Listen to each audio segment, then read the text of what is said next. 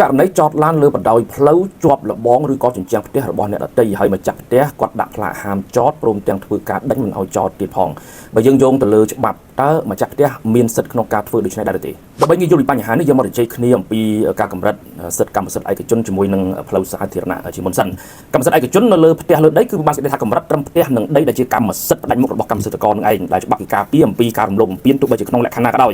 ចំណែកផ្លូវសាធារណៈឧទាហរណ៍ដូចជាផ្លូវដែលយើងប្រើប្រាស់រួមនៅក្នុងបរិយាកាសដើមហ្នឹងគឺមិនស្ថិតនៅក្រោមការគ្រប់គ្រងរបស់កម្មសិទ្ធិករឯកជនណាមួយឡើយប៉ុន្តែវាស្ថិតនៅក្រោមដែនសមត្ថកិច្ចរបស់អាជ្ញាធរដែលធានាបាននៅការប្រើប្រាស់បានជាប្រយោជន៍រួមអីចឹងដូច្នេះចំពោះបញ្ហានេះម្ចាស់ផ្ទះនោះគឺគ្មានសិទ្ធិក្នុងការដេញឬក៏ហាមឲ្យគេចតនៅលើផ្លូវសាធារណៈបានឡើយព្រោះវាហួសអំពីព្រំដែនសិទ្ធិកម្មសិទ្ធិរបស់ខ្លួនហើយ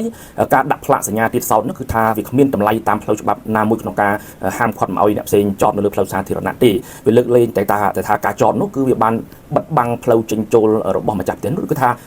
ការចតនោះធ្វើឲ្យខូចប្រយោជន៍ណាមួយដល់ម្ចាស់ផ្ទះឧទាហរណ៍ថាវាខូចខាតទៅដល់ការរស់ស៊ីអីអញ្ចឹងជាដើមប៉ុន្តែបើសិនជាគ្មានករណីទាំងអស់នេះទេគឺថាម្ចាស់នោះផ្ទះនោះគឺគ្មានសិទ្ធិឡើយហើយបើសិនបើករណីនៃការចតវាធ្វើឲ្យខូចខាតដល់ប្រយោជន៍សាធារណៈរួមដូចជាបិទបាំងការធ្វើចរាចរណ៍ដែលផ្ដល់ភាពលំបាកដល់ការធ្វើចរាចរណ៍ឲ្យប្រយោជន៍រួមទាំងអស់ហ្នឹងគឺគាត់មានលទ្ធភាពក្នុងការប្តឹងឬក៏ជួយដំណឹងទៅអាជ្ញាធរមូលដ្ឋានដូចជាភូមិដូចជាឃុំដូចជាសង្កាត់អីជាដើមដើម្បីជាសមត្ថកិច្ចក្នុងការដោះស្រាយបញ្ហានេះជៀសវាងយើងប្រើប្រាស់សិទ្ធិហួសព្រំដែនក្នុងការទៅដេញឲ្យខ្លួនឯងអញ្ចឹងគឺច្បាប់មិនអនុញ្ញាតឡើយ